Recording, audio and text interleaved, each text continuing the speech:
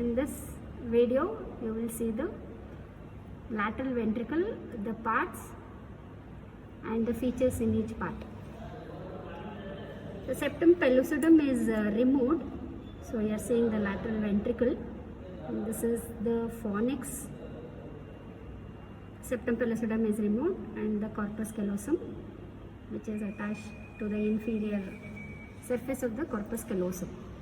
So once you remove the septum pellucidum, you can see the lateral ventricle, which has body in the parietal lobe or the central part. Some books give as central part. An anterior extension into the frontal lobe. This is the anterior horn. Beyond the interventricular foramen, whatever portion you see in front is anterior horn. Beyond the splenium of the corpus callosum into the occipital lobe is the posterior horn, and an inferior horn which actually extends to the temporal lobe. Now you cannot see, you have to take section, in that you can see the inferior horn. So it has body in the parietal lobe, anterior horn in the frontal lobe, posterior horn in the occipital lobe, and inferior horn. So you can see it's here, inferior horn in the temporal lobe. So body, if you take, has a medial wall which is removed. This is the floor and roof.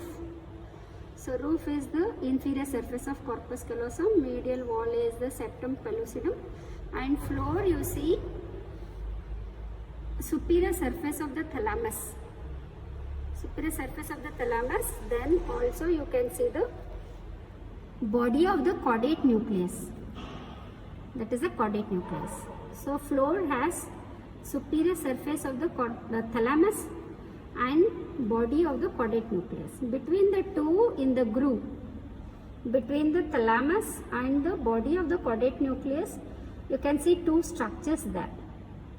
One white color is the stria terminalis and the vein is the thalamostriate vein.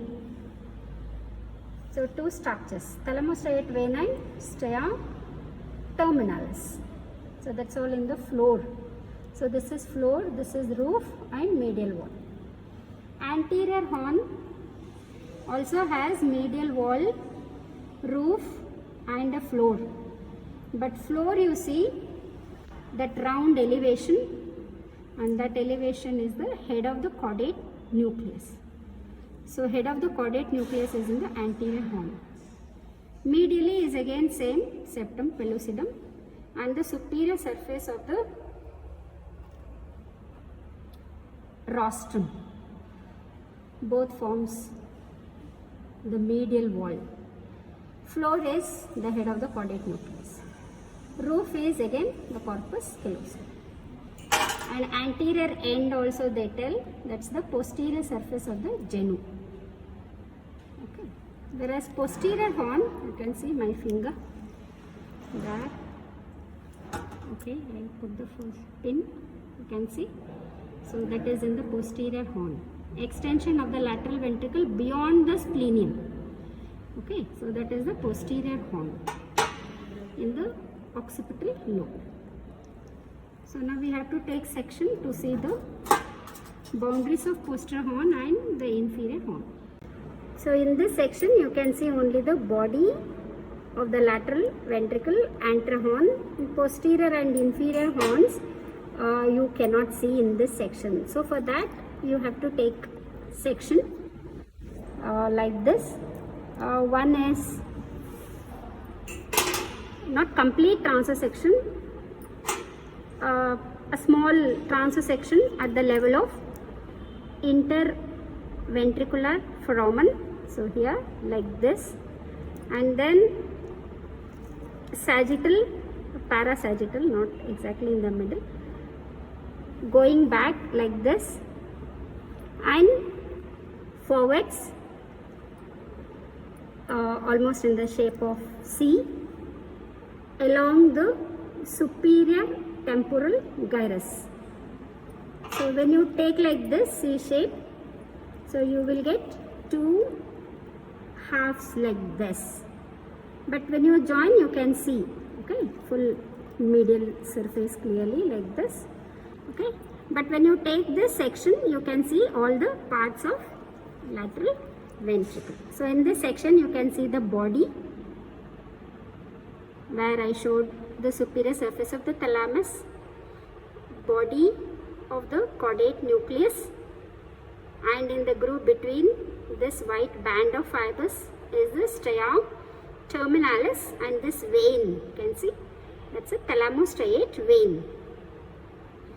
And between the thalamus and the fornix, this is the fornix which is cut, there is a fissure, and this fissure is called as the choroid fissure. Yeah, it will be like this. So between the body of the fornix and the superior surface of thalamus, this is the choroid fissure.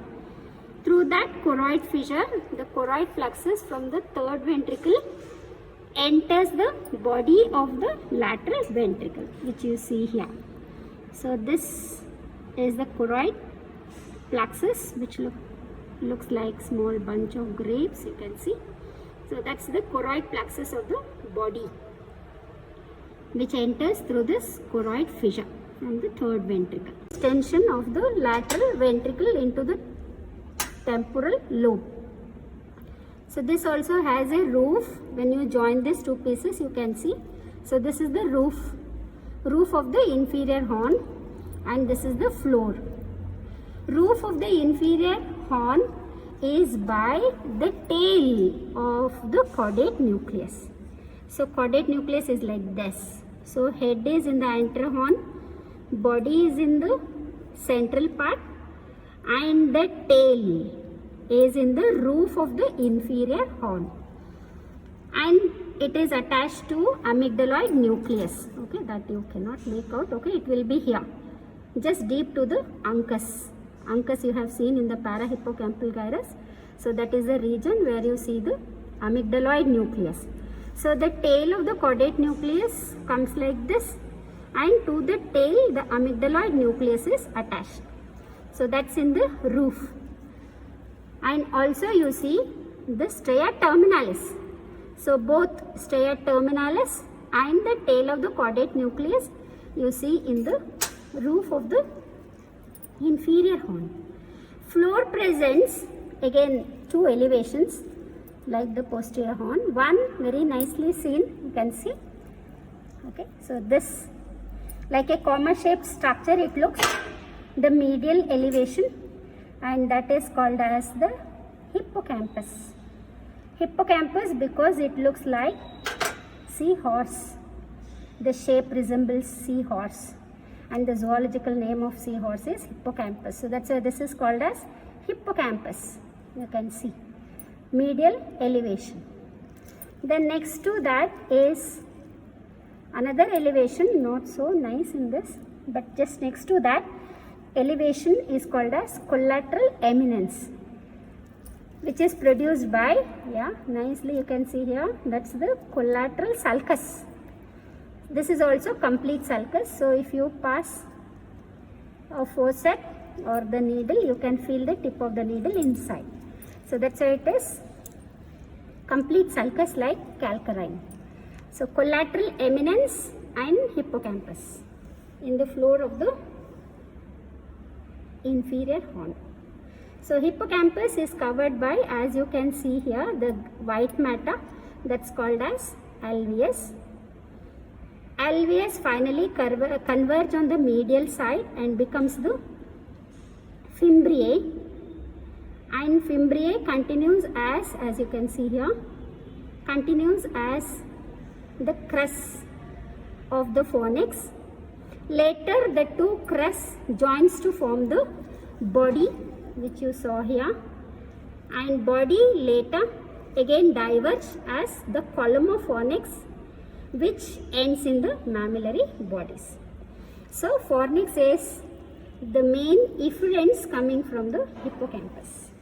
So alveus is the white matter, forms the fimbriae, and then the crus crus joins to form the body, and body again diverges to form the column of fornix, and that column of fornix ends in the mammillary bodies.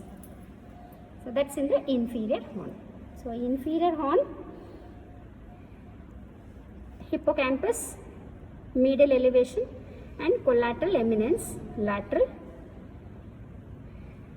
to the hippocampus, and posterior horn, bulb of the posterior horn by the forceps major, and calcareous by the calcarine sulcus.